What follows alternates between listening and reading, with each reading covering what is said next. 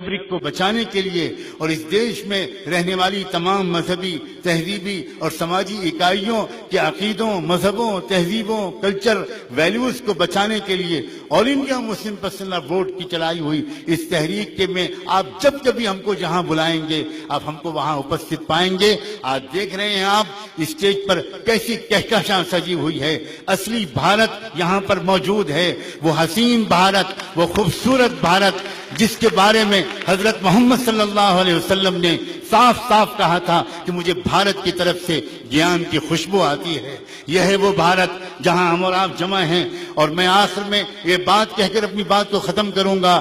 میں نے شروع میں ایک آیت پڑھی تھی، یہ جو کہا جا رہا ہے ہمارے دیش میں اس وقت، جس طرح کے چیلنجنگ زبان کی بولی گئی، کہا گیا گھر واپسی پر تم کو مجبور ہونا پڑے گا، تم کو اپنا دھرم بدلنا پڑے گا، تم کو پھر سے ہندو بننا پڑے گا، تم کو یہ کرنا پڑے گا اور وہ کرنا پڑے گا۔ مسلمانوں، میں خاص طور پر تم سے کہتا ہوں، کرسچن بھائیوں میں تم سے بھی کہتا ہوں، بودھ بھائیوں میں تم سے بھی کہتا ہوں، اور میں جانتا ہوں کہ کرسچنز بدھ صرف یہاں منچ پر نہیں بیٹھے ہیں، بہت بڑی سنکھیا میں اس سبھا کے اندر بھی ہمارے کرسچن بھائی موجود ہیں، بودھ بھائی موجود ہیں، لنگایت بھائی موجود ہیں۔ ان کے جھنڈے جو وہ پھیلا رہے ہیں اس سے بھی اندازہ ہو رہا ہے، اور ویسے بھی مجھے فیڈ بیک ملا کہ بڑی سنکھیا میں یہاں یہ سب سماج کے لوگ آئے ہیں۔ میں آپ کو سنانا چاہتا ہوں، قرآن صرف ایسی کتاب نہیں ہے جو زندگی سے کٹی ہوئی ہو، قرآن قیامت تک آنے والے حالات کے لیے گائیڈ بک ہے۔ مسلمانوں نے بھی قرآن مجید کو سمجھ کر پڑھنا چھوڑ دیا، مسلمانوں نے بھی قرآن کے اکثر حصے پر عمل کرنا چھوڑ دیا، ورنہ یہ دن نہ دیکھنا پڑتا۔ قرآن مجید کی سورہ ابراہیم کی ایک آیت میں نے پڑھی تھی، اس میں قرآن نے کوٹ کیا ہے کہ ایک وقت آتا تھا کہ پیغمبروں سے ان کے زمانے کے وہ لوگ جو ان کو نہیں پہچانتے تھے اور ان کی محبت بھری دعوت کو نکارتے تھے، ان سے انہوں نے چیلنج کرنا شروع کر دیا، دھمکی دینی شروع کر دی، لَنُخْرِجَنَّكُم مِّنْ أَرْضِنَا أَوْ لَتَعُودُنَّ فِي مِلَّتِنَا، تم کو ہمارا دیش چھوڑنا پڑے گا ورنہ تم کو ہماری سنسکرتی اور ہمارا دھرم سویکار کرنا پڑے گا۔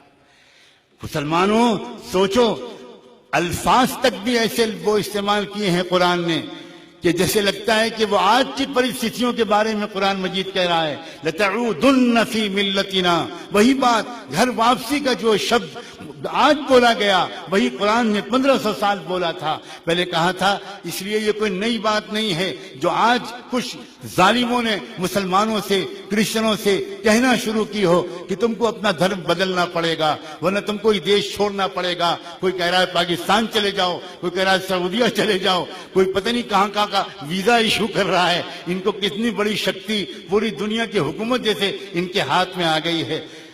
پھر کیا ہوا؟ قرآن نے کیا کہا؟ فَأَوْحَىٰ إِلَيْهِمْ رَبُّهُمْ لَنُهْلِكَنَّ الظَّالِمِينَ۔ قرآن مجید بیان کرتا ہے کہ اس پرمیشور نے، اس خدا نے اپنے ان نبیوں کو ایک پیغام بھیجا اور یہ کہا، اب جب کہ یہ وقت آ گیا کہ یہ لوگ تم کو یہ دھمکیاں دے رہے ہیں تو اب سن لو، آئندہ ہونے کیا والا ہے۔ تم کو دیش چھوڑنا نہیں ہوگا، ان کو ہی اس دنیا میں تباہ و برباد کر دیا جائے گا۔ لَنُهْلِكَنَّ الظَّالِمِينَ۔ اور دیکھو یہاں علماء بڑی تعداد میں موجود ہیں۔ قرآن مجید نے یہاں یہ نہیں کہا کہ لَنُهْلِكَنَّ الْكَافِرِينَ، جو لوگ نبیوں کی بات کو نہیں مانیں گے اور نبیوں کے لائے ہوئے دین کو نہیں قبول کریں گے ہم ان سب کو ہلاک کر دیں گے۔ نہیں، بالکل نہیں۔ دنیا میں ہر ایک کو دعوت کو دھرم کے بارے میں، آستھا کے بارے میں خدا نے آزادی دی ہے۔ نبیوں کا کام صرف اتنا ہے کہ وہ خدا کا پیغام پہنچا دیں۔ فَمَنْ شَاءَ فَلْيُؤْمِنْ وَمَنْ شَاءَ فَلْيَكْفُرْ، جو چاہے مانے، جو چاہے نہ مانے۔ تو نہ ماننے پر دنیا میں خدا کا عذاب نہیں آیا کرتا، اس لیے لفظ بدل دیا قرآن نے، فرمایا فَأَوْحَىٰ إِلَيْهِمْ رَبُّهُمْ لَنُهْلِكَنَّ الظَّالِمِينَ۔ قرآن نے یہ کہا کہ اب پروگرام ہمارا یہ ہے کہ اب ظالموں سے زمین کو پاک کر دینے کا وقت آ گیا ہے۔ یہی قرآن کی آیت ہے جس پر مسلم پرسنل بورڈ کے ویژنری لیڈرز نے اور عظیم اسکالرز نے غور کیا اور اس سے ان کو یہ اشارہ ملا کہ اب مظلوموں کو اکٹھا کرنے کا وقت آیا ہے۔ جب مظلوم اکٹھا ہو جائیں گے تو ظالموں کے لیے راستہ بند ہو جائے گا۔ یہ دین دستور بچاؤ تحریک مظلوموں کو اکٹھا کرنے کے لیے قرآن کے اشارے پر شروع کی گئی ہے، اور مجھے پورا یقین ہے کہ اس کا انجام وہی ہوگا جو قرآن نے بیان کیا، اور وہ ہے لَنُهْلِكَنَّ الظَّالِمِينَ۔ ظالموں سے اور ان کے ظلم و ستم سے دیش کو اور زمین کو چھٹکارا ملے گا۔ بہت عظیم مقاصد کے لیے یہ تحریک چلائی گئی ہے۔ مسلمانوں، میں تم سے کہتا ہوں سچے مسلمان بنو، اس پیسے کو شادیوں میں برباد مت کرو، غریب گھروں کی بیٹیوں کو اس پر مجبور نہ کرو کہ وہ خودکشی کر لیں یا بھاگ جائیں۔ غریب بیٹی کے ماں باپ کو سے جہیز کا مطالبہ مت کرو، حرام ہے شریعت اسلامی میں جہیز، حرام ہے، حرام۔ اور اے نوجوانوں، میں تم سے یہ کہتا ہوں کہ اپنے ماں باپ سے کہہ دینا کہ آپ ہرگز جس گھر میں میرا رشتہ بھیجیں، خدا کے لیے صاف کہہ دیجئے گا کہ ہمیں لڑکی چاہیے، لڑکی کے ساتھ کچھ نہیں چاہیے۔ میں اتنا غریب اور فقیر نہیں ہوں کہ میرے گھر میں تو برتن نہیں ہے، تمہارے ہاں سے ڈنر سیٹ آئے گا تو میں پلیٹ میں کھانا کھا پاؤں گا۔ ہمارے گھر میں تو کیلے کے چھلکے میں کھانا کھایا جاتا ہے۔ اور میں اتنا غریب اور یتیم ہوں اور خاندانی غریب ہوں کہ اگر تمہارے یہاں سے پنکھا نہ آیا اور اے سی اور کولر نہ آیا تو بھئی ہمارے گھر میں تو پرانا ہاتھ والا پنکھا ہے، ہم تو بھکاری ہیں۔ نوجوانوں، تم نے اپنے آپ کو کتنا ذلیل کیا ہے۔ تم کیوں یہ نہیں کہتے کہ میرے دست و بازو ہیں، میں کماؤں گا اور کما کر اپنے گھر میں اپنی شریک حیات، اپنی لائف پارٹنر کو آرام پہنچاؤں گا، مجھے تم سے کچھ نہیں چاہیے۔ تم صرف اتنا احسان کر رہے ہو کہ نازوں پالی بیٹی کو ہمارے حوالے کر رہے ہو، یہ احسان بہت ہے۔ مسلمانوں، پورے دین پر آؤ، قرآن کو سمجھو، علماء کے قریب آؤ اور مسلم پرسنل لا بورڈ کو اپنا ایک ایسا قائد تسلیم کرو جو کھلے دل کے لوگ ہیں، یہ چھوٹی بدھی کے لوگ نہیں ہیں، یہ آپس میں لڑانے والے لوگ نہیں ہیں۔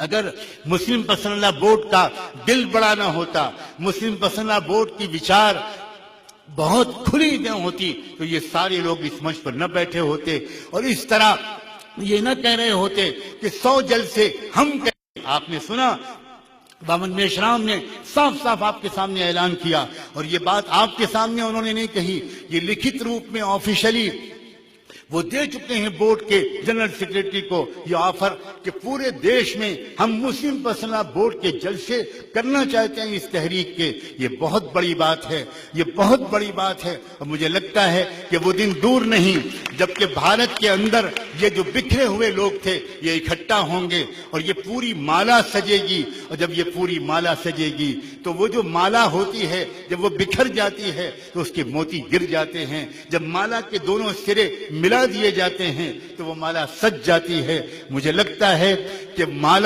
جو مالا تھی بکھر گئی تھی، پہلا انسان اس زمین پر آدم علیہ السلام جو اترے تھے، بھارت پہ اترے تھے، یہ جو پہلی مالا ملی تھی، پہلا سرا تھا، اور انتم سرا قرآن، یہ جب ملے گا اور اس کے ساتھ یہ سارے لوگ ملیں گے تو اس وقت بھارت ایک ایسا تیرتھستان بنے گا کہ پوری دنیا کے لوگ امن و شانتی کی تلاش میں پد یاترا کر کے یہاں پر آئیں گے۔ میں بہت دور تک کے نتیجے دیکھ رہا ہوں اس آل انڈیا مسلم پرسنل لا بورڈ کی تحریک کے۔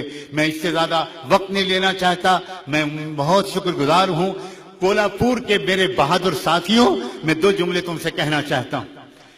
میں جانتا ہوں کہ جن لوگوں نے اس جلسے کا بوجھ اپنے اوپر لیا تھا، مجھ سے لوگ کہتے تھے یہ غریب لوگ ہیں، یہ مولوی لوگ ہیں، یہ مولوی علماء لوگ ہیں، ان کو آپ نے کہاں پروگرام دے دیا، کہاں آپ نے ان سے کہہ دیا۔ لیکن میں ان کے اندر کے جذبات، ان کی نیک نیتی، ان کی پاک آمدنی، ان کے عزائم میں جانتا تھا، اور میں یہ بھی جانتا ہوں ان میں سے کچھ لوگوں نے اپنے گھروں کی بیویوں کے زیور اس جلسے کے اخراجات میں لگا دیے ہیں۔ میں مبارکباد دیتا ہوں تمہاری قربانیوں کو اور تمہارے جذبات کو۔ میں یہ بھی جانتا ہوں کہ تم لوگوں نے دن میں اس جلسے کے سجانے کی محنت کی ہے اور رات میں 2 گھنٹے سجدے میں رکھ کر درود پڑھ کے تم نے اس جلسے کی کامیابی کی دعائیں کی ہیں۔ یہ جو کچھ ہوا ہے یہ تمہاری محنتوں سے ہوا ہے۔ اللہ نظر بد سے بچائے اور ہم سب کو مرتے دم تک اس تمام